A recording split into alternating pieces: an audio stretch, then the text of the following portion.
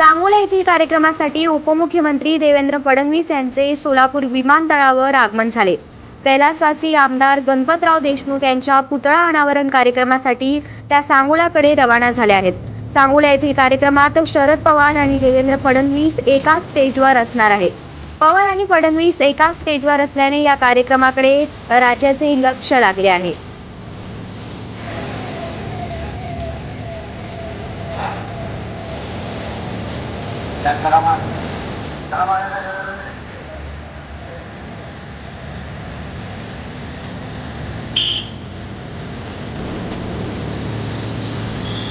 थोड़ा